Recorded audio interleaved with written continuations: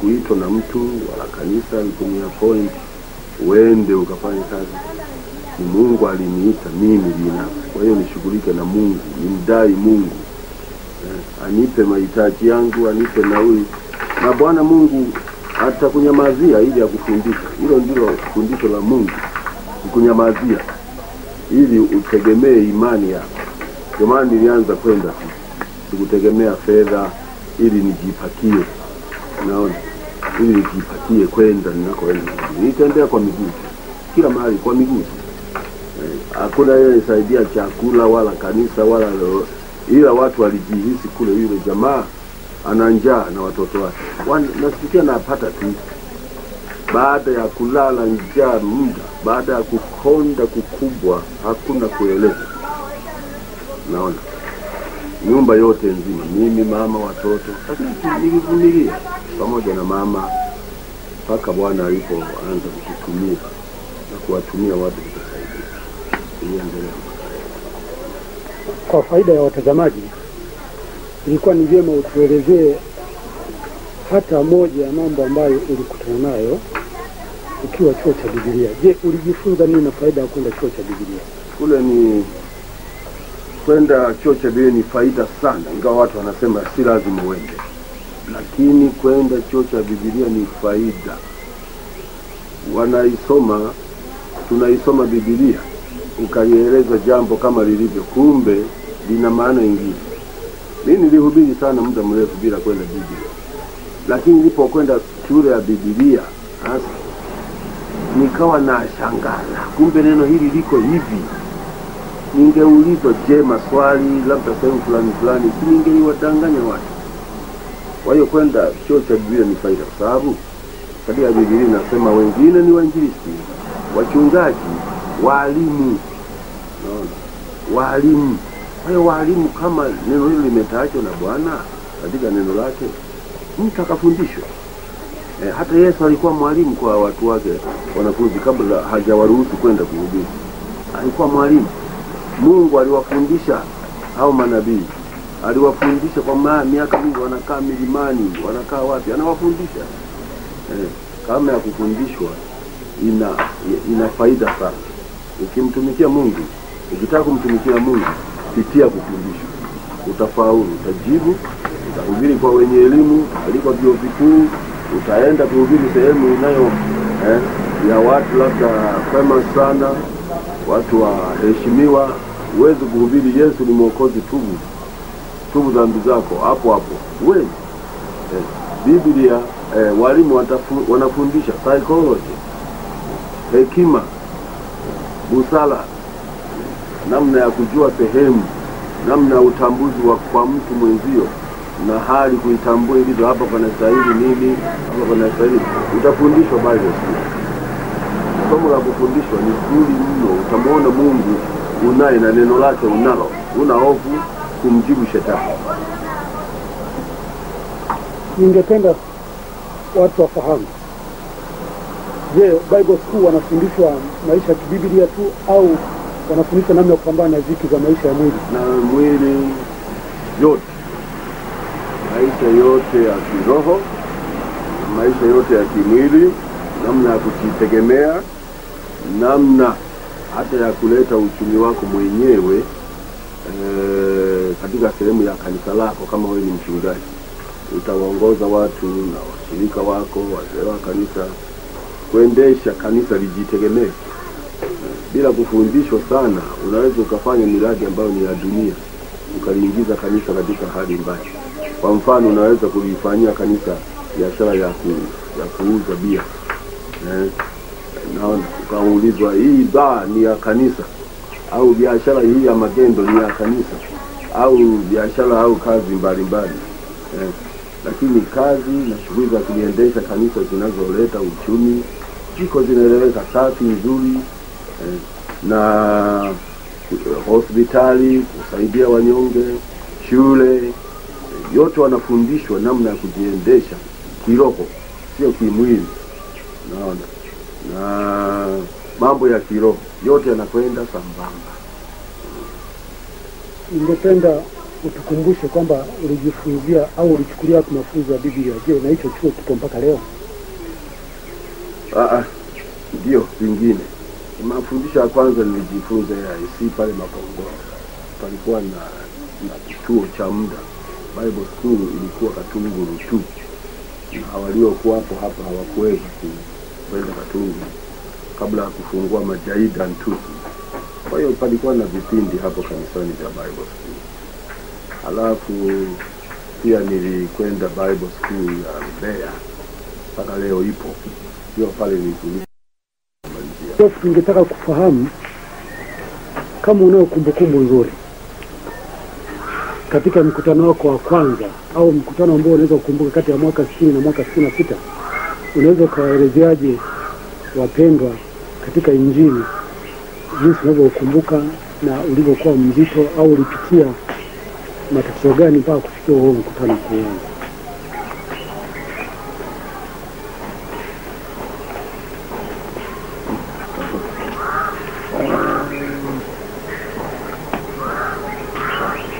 Baada na kuwa na kazi ya kanisa, lakini mwaka 62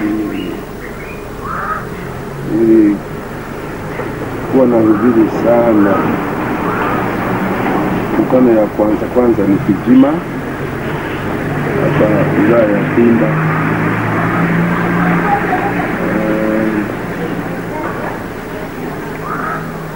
Ni Kijima. Mseme ya kwanza hubiri sana kwa Kongolo. Kina mbili Kongolo kanisani. Alafu nikaenda Kijima wilaya ya Kwimba. Watu waliokoka sana mpaka na mchungaji. Mpaka lile kanisa likapewa kifungo cha kanisa kwamba ni lote na mchungaji. Wakapewa adhabu ya kutoshiriki sakramenti kwa miezi mitatu. Na mchungaji akahamishwa. Mkutano mwingine wa tatu ulikuwa sehemu ya Mwanza huko Nasa. Na kanisa zima waliongoka. Uponyaji mkubwa sana ukatokea kule Masanza 1. Karibu na ziwa. Watu karibu 400 hivi wakaokoka. Nilikuja tena sehemu za Magu, nimesahau kama shabu sana. Nimesahau wapi. Vijijini. Nako ni mamia na mamia watu waliokoka. Kwa hiyo mwaka 62 nilikuwa na mzigo na wito mkubwa. Tena ulikuwa umefika katikati kabisa. Alafu nilichokiona ni kwa mara ya kwanza pepo kulia, kupiga kelele, kufunguka kwa watu na kupona na kufukutia, hasa Masanza na Kijima na watu wengi kuokoka. Mpaka wachungaji wengine wakaona wivu. Hicho ndio kilichonipelea nikahama sehemu ya kwanza inaitwa AIM, kwa sababu hawakupenda Injili. Basi nilipokuwa nimebadilika kabisa huduma yangu, niingia kwa aina ya Kipentekoste.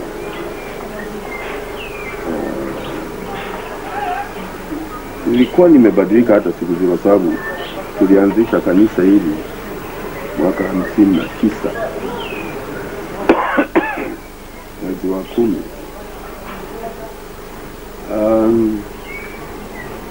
Na nilifanya mkutano wa kwanza hapa chini kanisa hapa Mahatma Gandhi. Watu wachache, lakini kwa mara ya kwanza. Alafu tena nilirudia Mahatma Gandhi mwaka 65 kama nakumbuka. Distance hiyo yote nilikuwa nikienda all around Msukumani na nje kidogo ya Msukuma na nilitembea sana pale Mahatma Gandhi mwaka 2005. Bwana alitenda kazi sana na kanisa likaanza mwamko mkubwa na wengi wakaanza kuokoka. Wakati walipoona maajabu, ishara nyingi, watu kupona, wengi walifuata watu wapone, lakini ndio ilikuwa njia ya kuondoa kwa shetani. Ningependa uwafahamishe watu, kwa sababu katika Injili kuna mapito mbalimbali, na mapito hayo ndio watu wangependa kuyafahamu hasa, sababu kuna Elisha, Elia walikula kwa njia ya kunguru. Wewe ulipokuwa unasafiri sasa kuanza mikutano nje ya mji wa Mwanza, ni yapi ambayo ulikutana nayo kiasi kwamba leo hii ukiyakumbuka unasema kweli Injili ni machozi? Injili ya kwanza ni kwenda sehemu mbalimbali. Siku zile ilikuwa hamna usafiri, nilikuwa hata nilikoeleza huko nilikuwa naenda kwa miguu tu.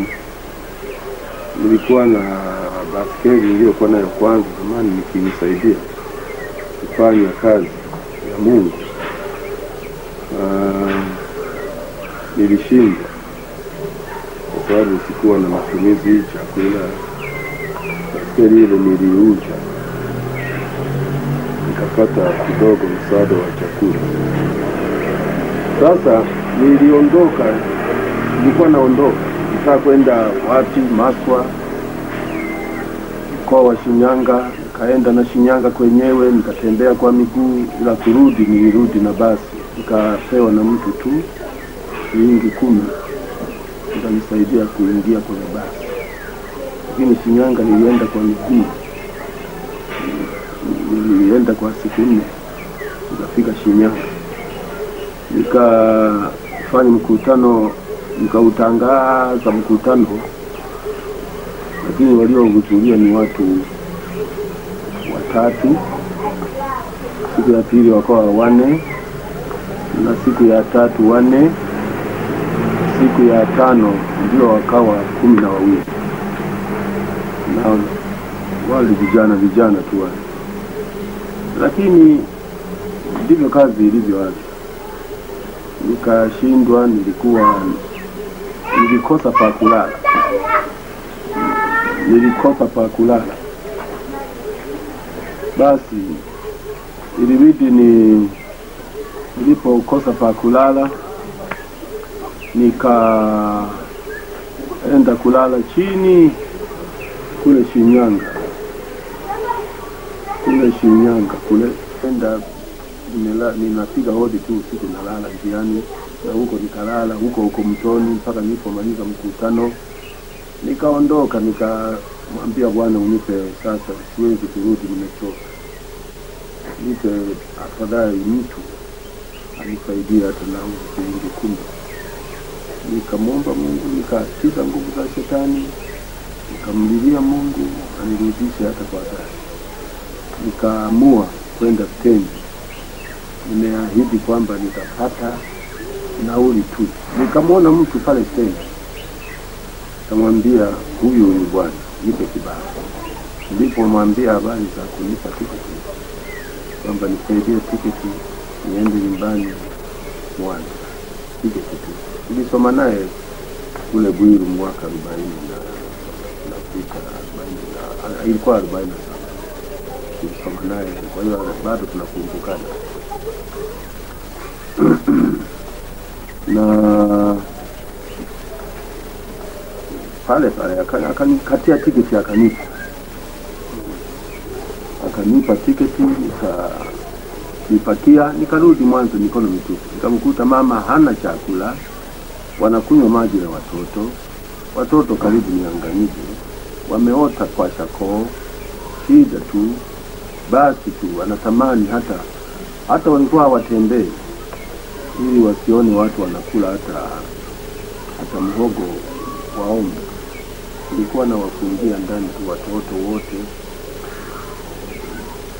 na niliishi kwa shida hakuna mfano kueleza, ila sikitiko nimepitia magumu haya ili baadaye ije itokee hali hii.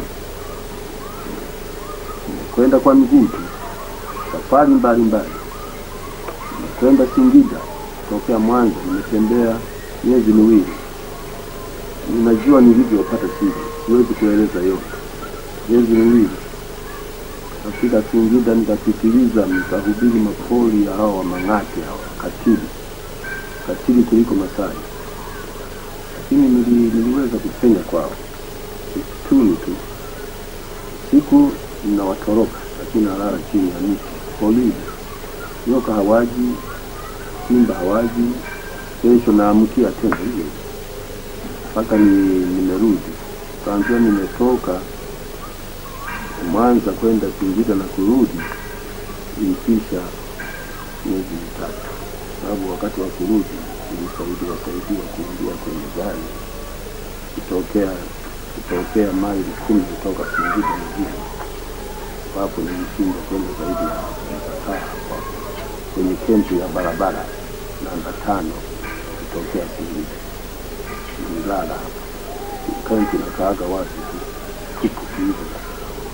Basi kesho yake nikasiri, mtu mmoja alikuwa na noni akanisaidia kufika Nzega usiku saa 5. Na njaa kwenda hoteli, wakaninyima, naomba nisaidie chai.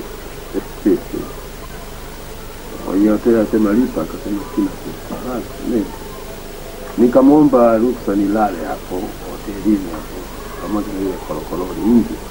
Kolokoloni akakataa, akasema nitakuaminije, naweza kuwa mtu wa ng'ombe. Sema mimi si mtumishi wa Mungu. Sasa naponiona mavazi machafu muda mrefu sikui, hata nisikia polisi kanikamata, kaenda kunilaza ndani. Na mule ndani nilikuwa naomba tu lock up, Mungu anitoe kwa wakati wake. Niwaambia kwamba mimi natoka kuhubiri Singida, sio mwizi wa ng'ombe, maana vile wizi wa ng'ombe ndio ilikuwa sio shughuli ya jeshi la polisi. Basi nilimwomba, nilitoa makilio kulia kale chini. Askari moja wakina Petro waliwekwa ndani, wakina Sila, badala ya kulia waliomba, wewe unalia. Basi nilikuwa pigo langu ile lakini kule ndani lock up usiku nilimwomba Mungu, asubuhi ikiwa ni wewe uliruhusu haya nitoke, nimeandika statement, naomba nisiende mahakamani, lakini nitoke tu asubuhi niseme nipeni ruhusa niende upesi kwenye basi la kwenda Mwanza, ninachelewa, tafadhali mnifungulie niende. Wakiniruhusu basi wewe ukubali nifike jela. Loka walikataa, basi ukanitetea huko. Sasa nimengojea tu bila kulala. Saa 12:30 nikagonga mlango, wakaja askari wakafungua. Wewe wataka nini? Nini unataka?